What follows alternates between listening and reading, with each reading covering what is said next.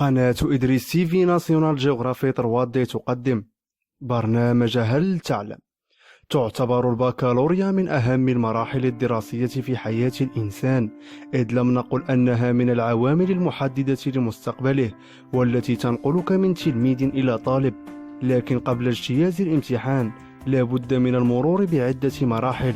إليكم أبرز مراحل امتحان البكالوريا. البكالوريا أنواع، منها العلوم والآداب والصواب، فتلميذ العلوم عند اقتراب الامتحان يصبح مهموم كأنه مظلوم، أما تلميذ الآداب فعند اقتراب الامتحان يعيش في العذاب. وإذا تكلمنا عن التلميذ فهناك المجد والمقاتل والكسال والنقال. فالمجد هو الذي يقوم بالتحضيرات على أحسن وجه، فتجده منذ بداية السنة يدرس ويفهم ويحفظ ويكرد ويهرد حتى الفهرس، وشعاره من جد وجد ومن زرع حصد، إني أسمع الصدى. أما المقاتل فلا يعرف الدراسة طوال السنة، لكن في الدقيقة 90 يقاتل ويفهم ويحفظ وينقل، وشعاره أكون أو لا أكون، سآكل دانون، ومثله الأعلى سيرجيو راموس.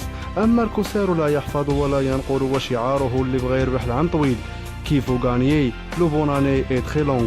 أما النقال فلا يعترف بالمجهود الدراسي، وشعاره لكي تكون ماهرا في النقلة يجب أن تكون طائرا من المقلة. والنقلة نوعان، الأولى هي الهاتف النقال، واسمه يخبرنا بمهمته ويتجسد في الواتساب والفيسبوك، واطلب دعاء أمك وأبوك. والثانية هي السبوب المحبوب، واحذر أن تضعه في الجيب المثقوب.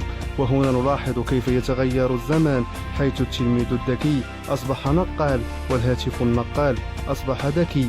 ومع اقتراب الامتحان تكثر التحضيرات والمعسكرات التدريبية، وإذا كنت تدرس مع الأصدقاء في البارك فلن تشد الباك، لأن الذي ستدرسه لوحدك في ساعة ستدرسه مع الأصدقاء في أسابيع، لأن معهم في وقت الدراسة ستتكلم في كل المجالات حتى السياسة. ومع توالي الأسابيع سينتشر داء الخلعة، وكل في حقه رابعة، وكل التلاميذ يرددون والخلعة إطلاق مني، لكن عند الامتحان يهان المرء أو يهان.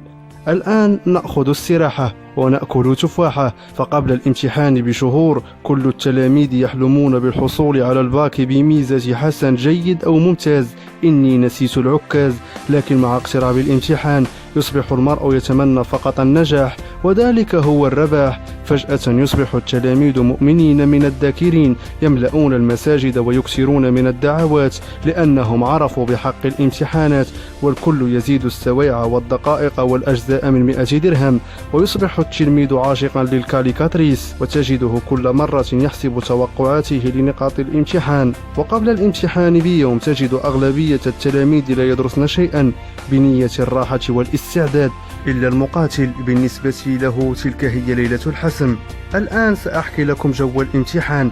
ستفيق في الصباح الباكر، ومنكم الماكر والغير فاطر، وستجد في المائدة التمر والزبيب الحبيب. إذا أكلته أمام أمك ستقول أنك ناجح لا محالة، لكن بداخلك تقول للذ شدة واللي صلى جاء على عين قفاه. ستدخل قاعة الامتحان ستجد المراقب، والمراقب حاقد، فهو يعرف أن تلميذ الباك يؤمن بالمقولة التي تقول عنده الباك عنده النقلة دايرها في جيبو، لا داعي للتصفيقات، فالصوت يصنف من الموبقات. وعند دخولك إلى قاعة الامتحان ستجد كل شخص شاد كوان، سيراقبك 3 أو 2، وستقول يا رب شي واحد يدير مزيان.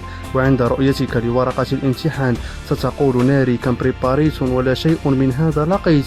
سيجلس أمامك شخص يقرأ مزيان، عند رؤيته للورقة يصبح فنان، ووراءك شخص كسال كل مرة يسألك سؤال، وأنت بينهما نادم على كل حال، خصوصا إذا كنت نقال.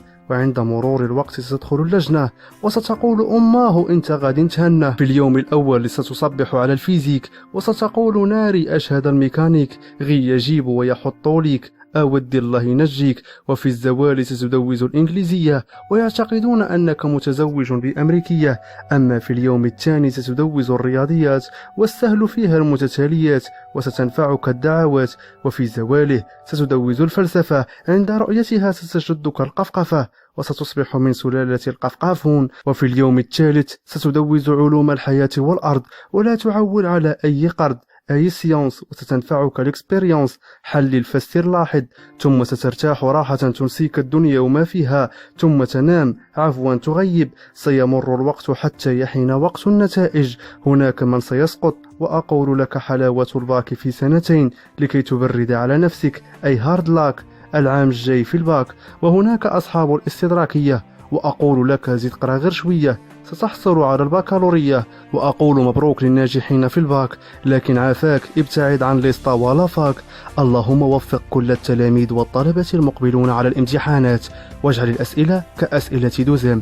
إذا أعجبكم الفيديو لا تنسوا الإعجاب والمشاركة.